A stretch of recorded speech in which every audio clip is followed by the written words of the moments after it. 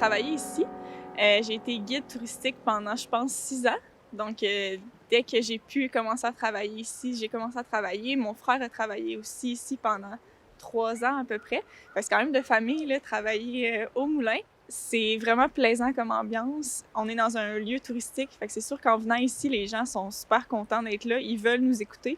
Fait que ça, c'est vraiment très, très le fun dans une job. C'est pas comme travailler au McDo que les gens, ils veulent juste manger vite puis partir. En travaillant ici, on rencontre vraiment tout type de personnes. On rencontre aussi des gens qui viennent de partout dans le monde. Puis ça peut aller de 5 ans à 100 ans, tu sais, je veux dire, c'est vraiment des gens de partout, de tous âges. Donc c'est sûr que oui, des fois, on rencontre des gens un peu plus historiens qui essayent de nous apprendre certains trucs, mais je pense qu'en tant que guide, après 6 ans, on connaît bien notre moulin, fait que c'est plus souvent des interactions comme ça là, qu'on va ressentir. Je sais que ça a déjà arrivé, pas à moi personnellement, mais à quelqu'un avec qui je travaillais.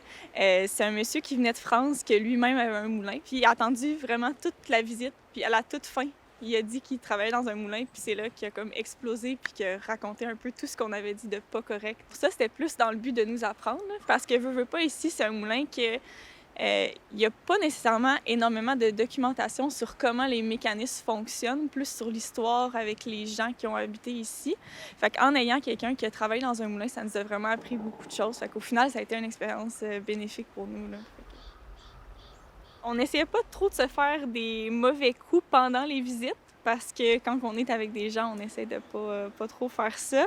Je dirais plus que des fois, on s'envoyait des visiteurs à la fin d'une visite, puis ça faisait en sorte qu'on recommençait 2 visites d'affilée. Fait que ça, c'est le genre de coups qu'on se faisait. Je dirais aussi que le moulin nous a fait des mauvais coups dans le sens où il y avait souvent beaucoup d'animaux qui rentraient dans le moulin sans qu'on le sache. Fait que souvent, on faisait des visites, puis on avait des écureuils qui nous passaient entre les jambes. Fait que c'est plus le moulin qui nous faisait des mauvais coups pour ce qui est de ça, je dirais plus.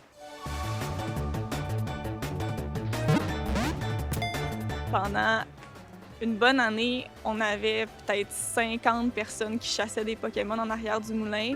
Puis le moulin ici, c'était un endroit qui avait énormément de Pokémon parce que l'application met des Pokémon dans des lieux stratégiques, des lieux historiques. Fait que là, on avait des Pokémon d'eau à cause du moulin en arrière. On avait toujours des petits spots historiques.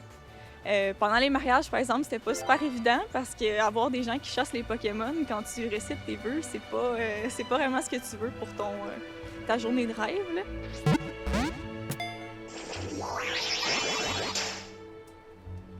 Mais ouais, puis des gens qui chassent des Pokémon jusqu'à 2 heures du matin au moulin, quand que toi tu fermes le moulin dans le noir, c'est un petit peu peurant des fois, mais quand tu réalises c'est juste des Pokémon, c'est pas trop pire, là. Veux pas, je pense que tout le monde qui travaille ici peut dire que c'est une super belle ambiance, puis c'est pour ça qu'on revient année après année. Comme j'ai dit, j'ai quand même fait 6 ans ici. Fait qu'on crée des amitiés, puis c'est des amitiés qui durent après le moulin aussi. Fait que c'est plus tous ces liens positifs-là que je garde en tête pour moi.